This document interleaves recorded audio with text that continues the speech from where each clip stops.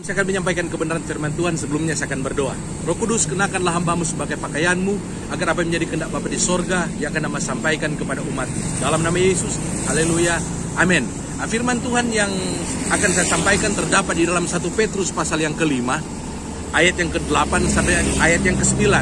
Firman Allah berkata, sadarlah dan berjaga-jagalah, karena lawanmu si iblis berjalan berkeliling sama seperti singa yang mengaum-ngaum, yang siap menelan orang yang akan dia telan. Lawanlah dia, karena kamu tahu semua saudaramu di dunia mengalami penderitaan yang sama.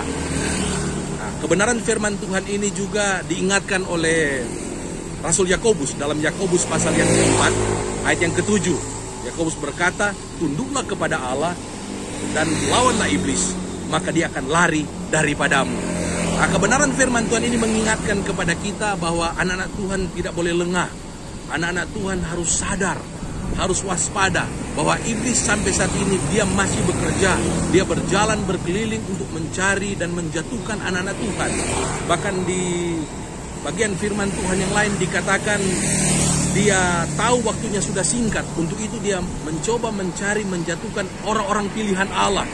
Orang-orang pilihan Allah itu termasuk hamba-hamba Tuhan. Mungkin para penginjil, mungkin mereka hamba-hamba Tuhan yang terkenal, atau mereka anak-anak Tuhan yang sudah dilahirkan kembali. Mereka dengan Roh Kudus. Anak-anak Tuhan adalah orang-orang pilihan Allah. Dan kita harus sadar dan berjaga-jaga karena anak-anak Tuhan adalah sasaran daripada si iblis. Kita harus sadar dan berjaga-jaga akan kejahatannya, akan tipu daya muslihat iblis. Untuk itu biar kebenaran firman Tuhan ini mengingatkan kepada kita untuk kita siap sedia, berjaga-jaga. Yesus berkata, berjaga-jaga dan berdoalah supaya kamu jangan jatuh di dalam pencobaan.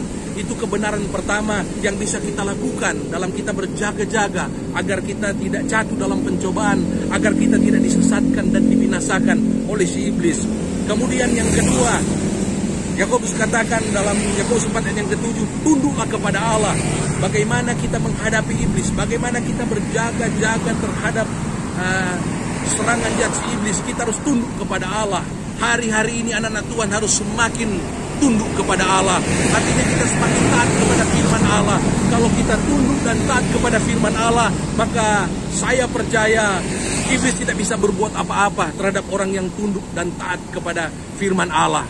Dan biar kebenaran firman Tuhan ini mengingatkan kepada kita bahwa kalau kita taat dan tunduk kepada firman Allah, maka iblis itu akan gemetar, iblis itu akan ketakutan, bahkan dia akan meninggalkan saudara dan saya yang taat dan tunduk kepada firman Allah.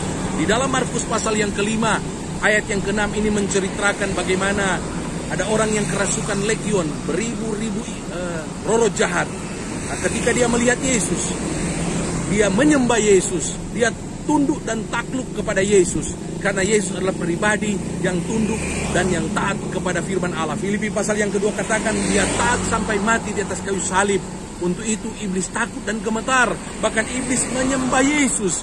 Bahkan iblis memohon kepada Yesus agar mereka disuruh diperintahkan masuk ke babi-babi. Ada 2000 ekor dan akhirnya Yesus memerintahkan mereka pergi dan mereka akhirnya masuk ke dalam babi-babi dan babi-babi itu akhirnya mati lemas di jurang di dalam air.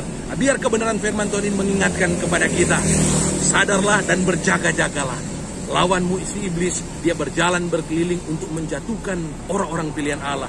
Untuk itu, mari kita tunduk kepada Allah. Lawanlah dia dengan iman yang teguh di dalam nama Yesus. Dan kita senantiasa hidup di dalam kekudusan, hidup dalam ketaatan seperti Yesus. Maka iblis akan tunduk. Iblis itu akan gemetar ketika melihat anak-anak Tuhan yang hidup seperti ini. Tuhan Yesus kiranya memberkati saya dan saudara yang mendengarkan firman Tuhan ini. Amin. Mari kita berdoa.